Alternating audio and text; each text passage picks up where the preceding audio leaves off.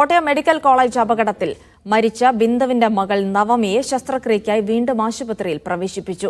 അപകടത്തെ തുടർന്ന് മുടങ്ങിയ ശസ്ത്രക്രിയകൾ പുനരാരംഭിച്ചു. സെപ്റ്റംബറിൽ പുതിയ ബ്ലോക്ക് പൂർണ്ണമായും തുറക്കും.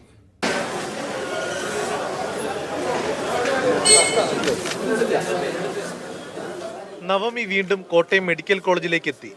പക്ഷേ ഇത്തവണ അമ്മ കൂട്ടിനില്ല. അടിയന്തര പരിശോധനകൾ നടത്തേണ്ടതിനാൽ ബിന്ദുവിന്റെ മരണാനന്തര ചടങ്ങുകളിൽ ഇന്ന് നവമിക്ക് പങ്കെടുക്കാൻ കഴിഞ്ഞില്ല. തലയോലപ്പറമ്പ് ഞീഴൂരിലെ വീട്ടിൽ നിന്നും ബന്ധുക്കളും നാട്ടുകാരും ചേർന്ന് പ്രിയമകളെ യാത്രയാക്കി. കേരളം മുഴുവൻ പ്രാർത്ഥനയോടെ അവൾക്കൊപ്പമുണ്ട്. ന്യൂറോ സംബന്ധമായ അസുഖം ബാധിച്ച നവമിക്ക് 2 ശസ്ത്രക്രിയകൾ നടത്തണം. രോഗവും അമ്മയുടെ മരണവും ഏൽപ്പിച്ച ആഘാതം മറികടക്കാൻ കൗൺസിലിംഗ് നൽകിയിരുന്നു. ന്യൂറോ സർജറിയുമായി ബന്ധപ്പെട്ടുള്ള സർജറിക്കാണ് അഡ്മിറ്റ് ആയത്. അപ്പോൾ അതെല്ലാം ഒരുക്കിയിട്ടുണ്ട്. ന്യൂറോ സർജറി, ഓർത്തോപീഡിക്സ്, അനസ്തേഷ്യ വിഭാഗങ്ങളുടെ ഒരു ടീം ചേർന്നിട്ട് ഡേറ്റ് തീരുമാനിച്ച് അത് മുന്നോട്ട് പോവുകയാണ്. 3,40,000 രൂപ സർജറിക്ക് ചെലവ് വരും. ചികിത്സ പൂർണ്ണമായും സൗജന്യമായി നൽകുമെന്ന് സർക്കാർ പ്രഖ്യാപിച്ചിരുന്നു. സർക്കാരിൽ വിശ്വാസമുണ്ടെന്ന് കുടുംബം ആവർത്തിച്ചു. പറഞ്ഞ കാര്യങ്ങൾ നമ്മൾ അക്ഷരം പ്രതി കിട്ടുമെന്നാണ് എനിക്ക് തോന്നുന്നത്.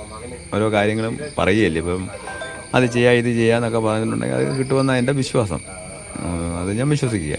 അതേസമയം അപകടത്തെക്കുറിച്ച് കളക്ടറുടെ നേതൃത്വത്തിലുള്ള അന്വേഷണം തുടരുകയാണ്. കളക്ടർ ആവശ്യപ്പെട്ട മുഴുവൻ രേഖകളും കൈമാറിയെന്ന് സൂപ്രണ്ട് അറിയിച്ചു.